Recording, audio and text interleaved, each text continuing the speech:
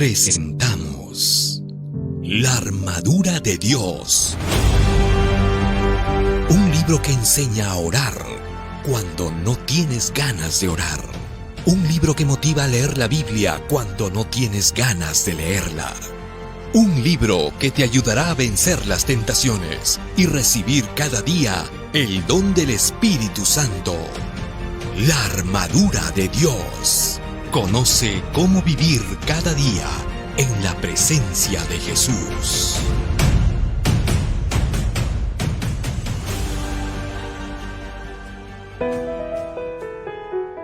Comenzamos un nuevo día. Día 29. ¿Qué es el bautismo del Espíritu Santo? Muchos cristianos sinceros anhelan ser bautizados por el Espíritu Santo.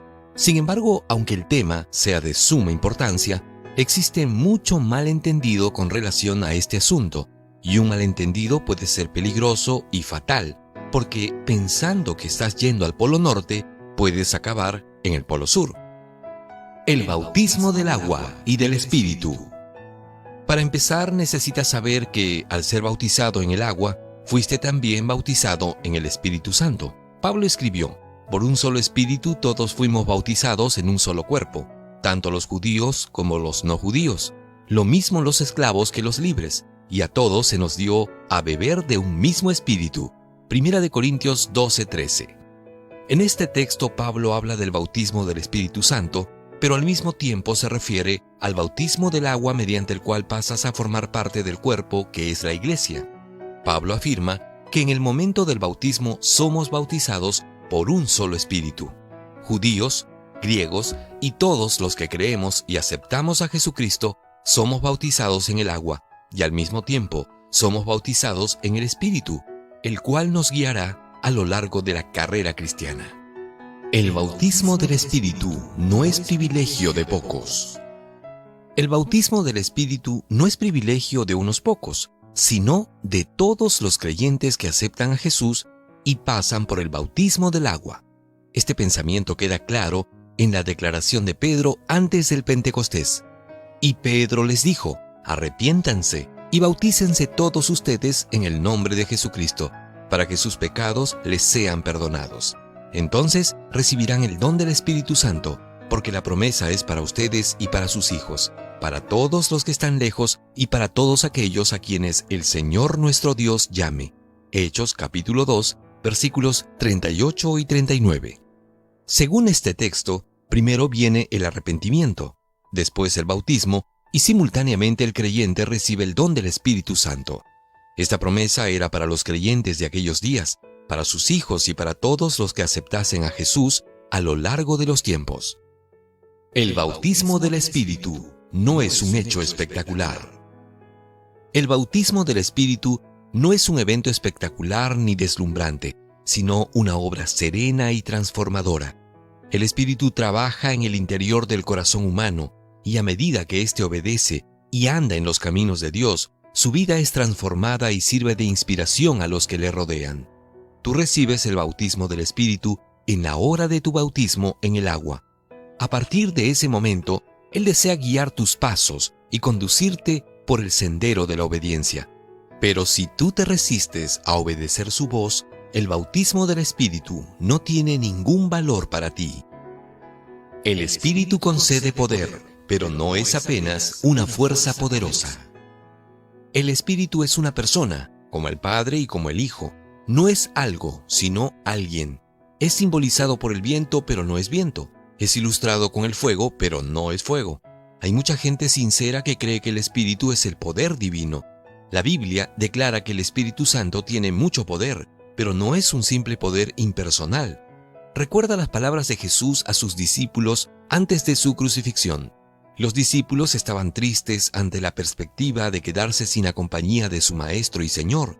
Habían caminado juntos durante 3 años, y Jesús había estado con ellos en los momentos de duda y dificultad. Pero había llegado la hora de partir. ¿Qué sería de ellos?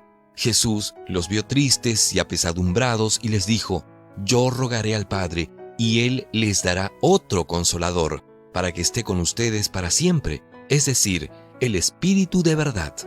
al cual el mundo no puede recibir porque no lo ve ni lo conoce. Pero ustedes lo conocen, porque permanece con ustedes y estará en ustedes. No los dejaré huérfanos, vendré a ustedes. Juan capítulo 16, versículo 16. Meditemos en las palabras de Jesús. Él dijo a sus discípulos que les enviaría otro consolador. Hasta aquel momento, Él había sido el consolador de sus discípulos. Ahora se iría, pero no los dejaría solos. Enviaría a otro consolador. Esa palabra otro en el idioma griego se refiere a otro de la misma naturaleza. No se habla aquí de una fuerza consoladora, sino de otra persona consoladora, y se refiere al Espíritu. Pero Jesús dijo: mas el mundo no puede recibir al Espíritu porque no lo ve, ni lo conoce. Pero ustedes lo conocen, porque permanece con ustedes y estará en ustedes. Juan 14, 17. ¿Quién no lo puede ver? El mundo. Y cuando Jesús menciona al mundo se refiere a los incrédulos, a los de dura cerviz, a aquellos que viendo no ven y oyendo no entienden. Esos no lo pueden ver, pero a los que lo aceptan, el Espíritu mora en ellos y permanece en ellos. En este punto mucha gente se pregunta: ¿cómo es posible que el Espíritu viva en los discípulos? Si fuese una persona sería imposible. No. Aquí se habla de un poder y no de una persona. Sin embargo, ¿no dice Pablo: ya no vivo yo, sino que Cristo mora en mí? Cristo sí es una persona. ¿Y cómo vivía en Pablo? ¿Y no dijo Jesús: permaneced en mí y yo permaneceré en vosotros? ¿Cómo podemos permanecer en Cristo? ¿Él ya no está con nosotros? Por eso era necesario que viniera el otro consolador, que no es una fuerza sino una persona espiritual.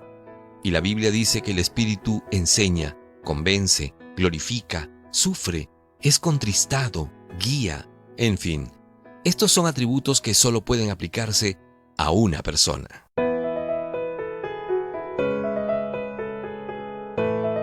¿Cuál es el desafío para hoy?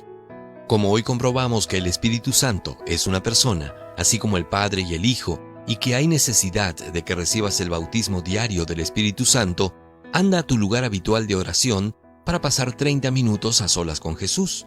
En tu conversación con Jesús, reconoce específicamente que el Espíritu Santo es una persona y agradécele por la obra que está haciendo en ti. Finalmente, prométele serle fiel y obediente. Hemos presentado La armadura de Dios, el último libro del pastor Alejandro Bullón. Conoce cómo vivir cada día en la presencia de Jesús. Hasta la próxima.